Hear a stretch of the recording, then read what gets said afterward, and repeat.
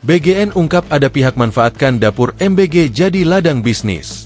Wakil Kepala Badan Gizi Nasional, BGN, Nanik SD yang mengungkapkan, muncul sejumlah pihak yang memanfaatkan yayasan semata-mata untuk mengelola dapur makan bergizi gratis, MBG. Bahkan, kata Nanik, ada pihak yang mengelola banyak dapur sekaligus dengan tujuan menjadi ladang bisnis. Target, MBG, sangat tinggi sekali, muncullah ternak-ternak yayasan.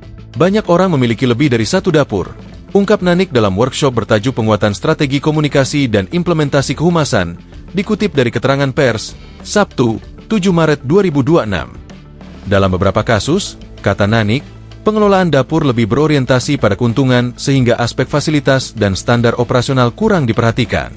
Yang muncul adalah pengusaha-pengusaha berkedok yayasan, karena orientasinya bisnis tadi. Makanya, kamar pun nggak dipikirin, diminta AC susah. Kalau peralatan rusak nggak mau ganti karena hitung-hitungannya bisnis, lanjut Nanik.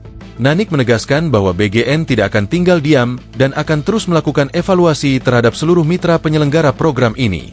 Kontrak kerjasama dengan mitra atau yayasan pada dasarnya hanya berlaku 1 tahun dan dapat diperpanjang berdasarkan hasil evaluasi. Mereka lupa, mereka hanya kontrak 1 tahun yang bisa diperpanjang. Artinya, sewaktu-waktu kita bisa sudahi kerjasama dengan mereka, kata dia. Nanik menuturkan bahwa program MBG bukan dirancang sebagai program bisnis, tetapi untuk membantu meringankan hidup kelompok miskin. Kita akan luruskan lagi ke hitahnya bahwa MBG bukan bisnis, tapi MBG adalah program kemanusiaan, investasi sosial, ucapnya. Ia pun mengingatkan para Kepala Satuan Pelayanan Pemenuhan Gizi, SPPG, agar menjalankan program sesuai pedoman teknis dan standar operasional yang telah ditetapkan. Kalian sebagai Kepala SPPG berjalanlah di koridor yang benar.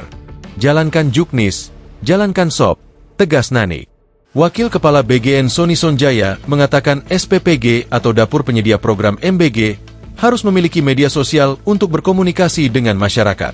Tak hanya mengupload menu harian MBG, SPPG juga harus memberikan informasi tentang harga bahan bakunya. Jadi SPPG wajib menginformasikan hari ini menunya apa, kandungan, gizinya termasuk harganya berapa. Misalkan hari ini nasi, kemudian ayam teriyaki, lalu steam wortel dan buncis, buahnya pisang, nah itu harus ada harganya, ujar Sony dalam keterangannya, Minggu, 8 Maret 2026. Sony lantas mempersilakan masyarakat untuk memonitor bagaimana pelaksanaan MBG di lapangan.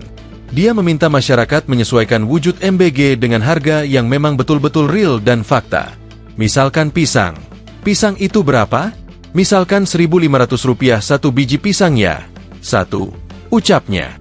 Sony menyampaikan, jika di lapangan ditemukan ketidaksesuaian MBG, masyarakat bisa langsung protes ke media sosial yang dimiliki SPPG tersebut. Download Tribun X sekarang. Menghadirkan lokal menjadi Indonesia.